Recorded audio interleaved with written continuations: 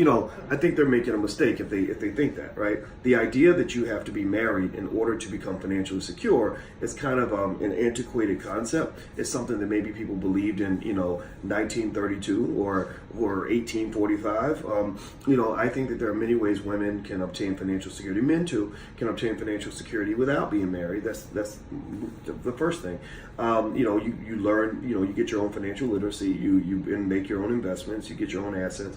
And I think Lauren London, it appears that she kind of did that. You can never tell how much money entertainers actually have, but I got the sense that she's made some money in her lifetime. So she's probably secured her own bag. The other thing too is that they have, life insurance policies. They have living wills. That you have contracts that you can create, assets you can own together, businesses you can own together. Lots of different ways you can put your name on things that will secure you financially. You don't have to get married to somebody and have sex with them for the rest of your life and deal with their stuff, their personality for the rest of your life, and commit right now for the rest of your life just to have financial security. That's kind of an expensive way to get something that can actually be obtained pretty easily. So that was the first thought that went through my mind was, that, I think people will need to understand that there are a lot of ways to get financial security that go beyond just marrying somebody that you don't want to be married to.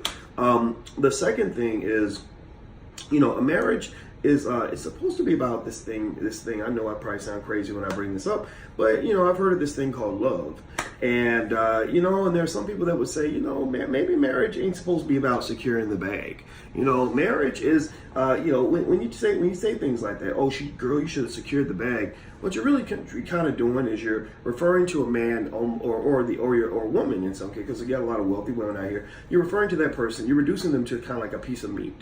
You're almost talking about this person, your relationship with this person, almost like it's an NFL contract.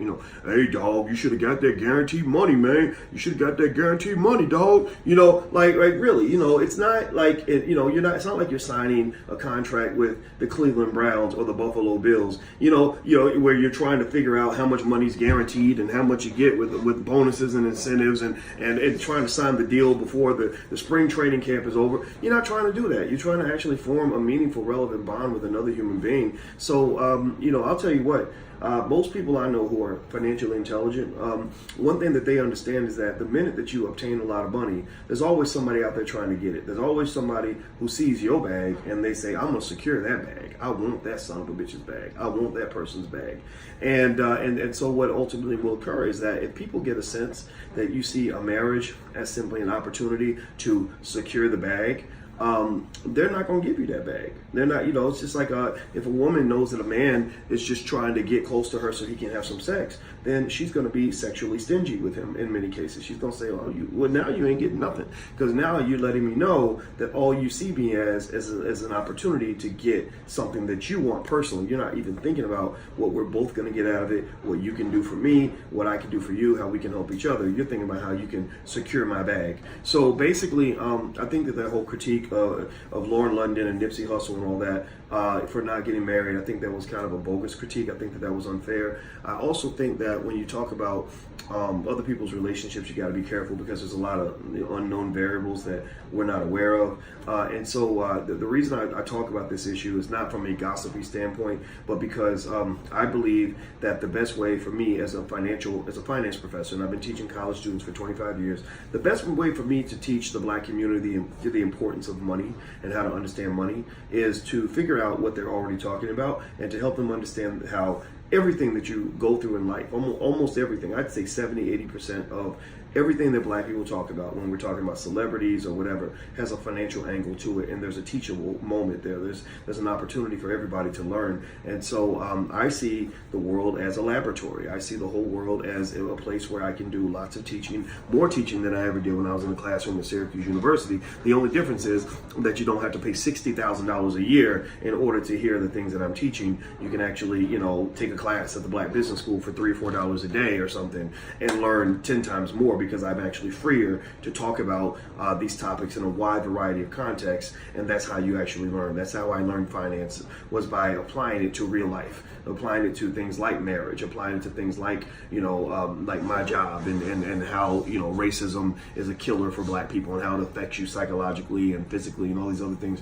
So anyway, so if you ever wonder, because I get a lot of people that don't understand me, they come back and they're like, "Why, Doc? Why are you always gossiping? Why are you talking about gossip?" I'm like, "Well, because that's what everybody's talking about." And I think that it's like when you're trying to communicate with your kids, you look at what they're interested in and you say, "Well, let's talk about college, how in terms of how it relates to what you're doing right now, or the football field, or whatever it is you're trying to do." That I think it has been very successful, and it's what helps me reach millions of people. Whereas a lot of scholars, they're keeping their best ideas locked away in the ivory tower or in dusty academic journals and nobody reads. I want to be a scholar of the people. I like being out here in the world. I think it's a lot of fun. So that's why. So if you want to know why I talk about Nipsey Hussle and all that, it's because I'm a black man too. I live in the black community too. I'm a wealth builder too. A lot of those concepts that he was teaching, these are things that I agree with. And I'm glad that we have rappers that are teaching these things. And what I really want is I want us listening to everybody. I want us listening to the rappers and the scholars and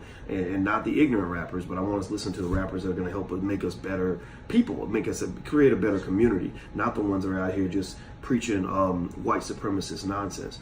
So that's it. So that's all I want to share with you guys. I'm out of here. I'm Dr. Boyce Watkins.